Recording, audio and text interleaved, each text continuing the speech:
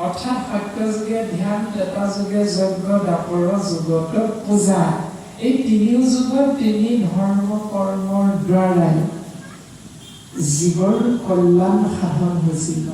এয়া গুৰুজনাৰ সিদ্ধান্ত।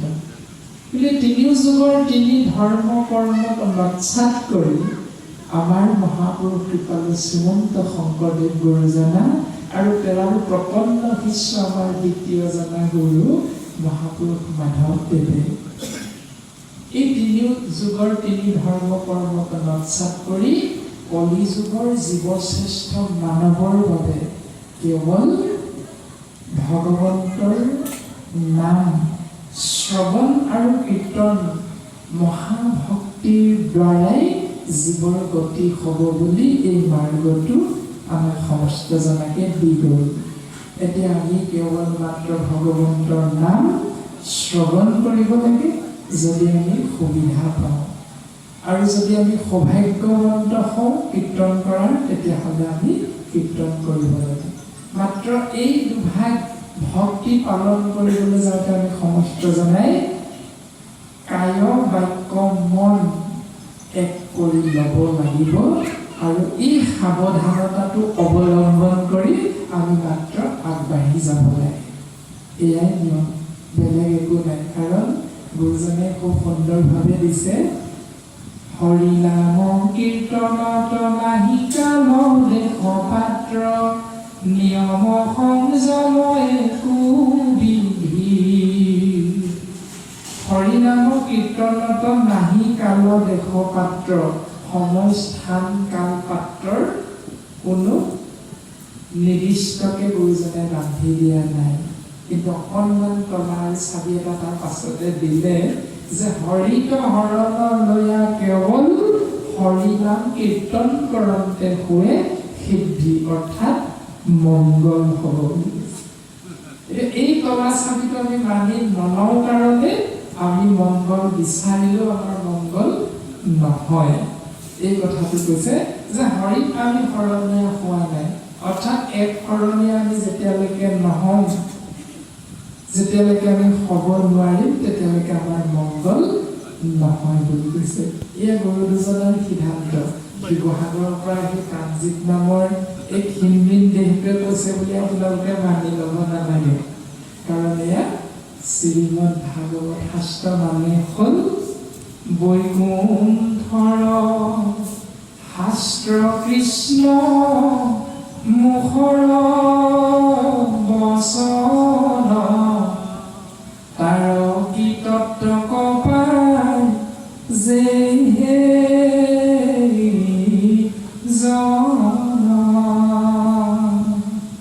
বৈকুণ্ঠৰ শাস্ত্ৰ কৃষ্ণ মুখৰ বচন।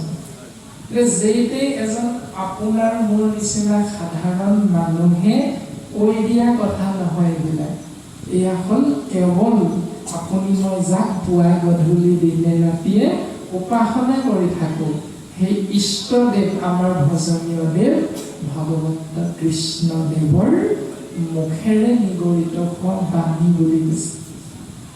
যিজনাই কৈছে আমাক এই পথটোৰে আহিলে আমাক পাবা, যিজনাক আমি দিনে ৰাতিয়ে বিচাৰোঁ, সেইজনে কোৱা কথাটোকে যদি আমি নামানো, তেতিয়াহ'লে আমি তেওঁক পাম নেকি?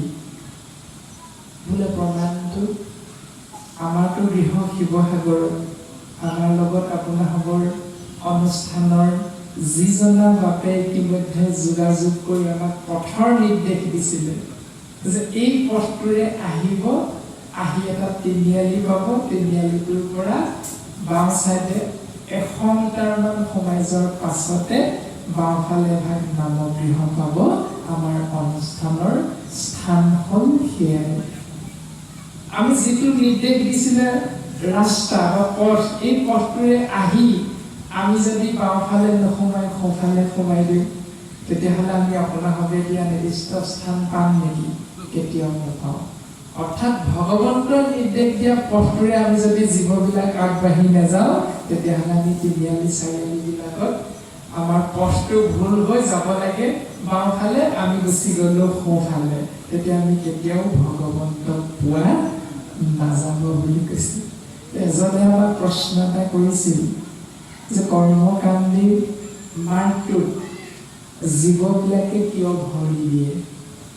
এনেধৰণে আমাক এটা প্ৰশ্ন কৰিছিল এজন বাপে যে কৰ্মকাণ্ডী মাৰ্গৰ দ্বাৰা জীৱৰ গতি হ'বনে নহয় বা কিয়নো নহয়? এনেধৰণে তেওঁ সমস্ত আমাক প্ৰশ্নভাগ অৱতাৰণা কৰিছিলে ভাগ অনুষ্ঠানত। এতিয়া কথাটো হ'ল কি যে কৰ্মকাণ্ডী ব্যৱস্থাটোত গুৰুজন বস্তুৱে যিখিনি মাৰ্গৰ বিষয়বস্তু উপস্থাপন কৰিছে যে যাগ যজ্ঞ পূজা পাতল দান দক্ষিণা শ্ৰাদ্ধ পিণ্ড হোম তীৰ্থ স্নান ব্ৰত আদি আদি মাৰ্গবিলাক, এই মাৰ্গবিলাকত আমি জীৱবিলাক কিয় খোজ দিওঁ? এই কথাটো সুধিছিলে।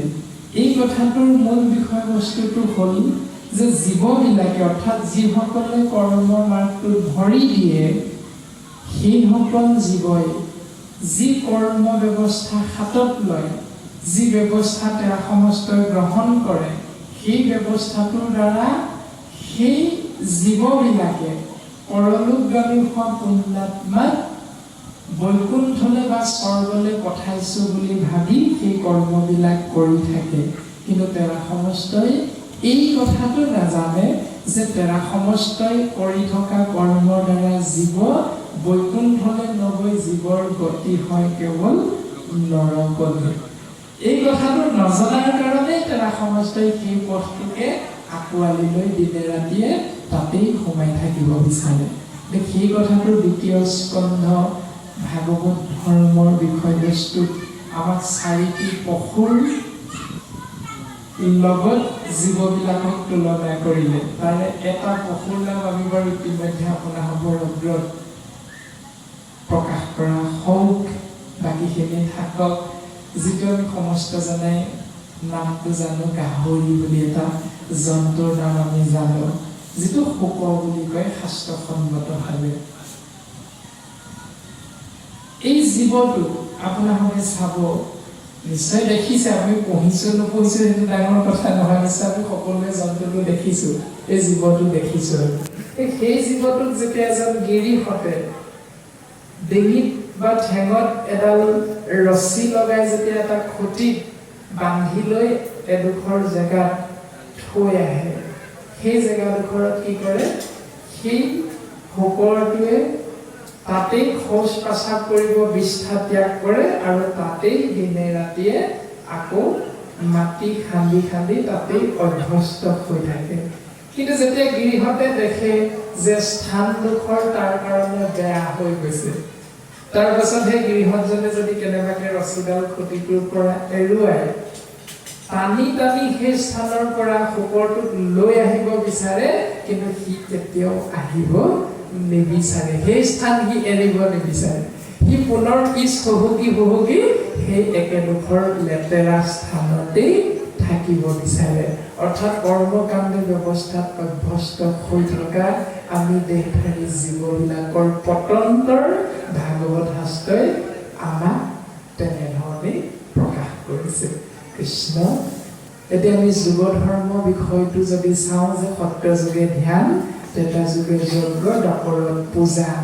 কলিযুগ যিহেতু আমি সমস্ত জনাই কেৱল কৃষ্ণ নাম শ্ৰৱণ কীৰ্তন মহাভক্তিৰ মাধ্যমেৰে আমি জীৱৰ মংগল হ'ব বুলি গুৰুজন বস্তুৱে নিমি নৱসিদ্ধ সংবাদৰ মংগলাচৰণ পদৰ জৰিয়তে আমাক এই উপদেশটো প্ৰদান কৰিলে। কৃষ্ণ।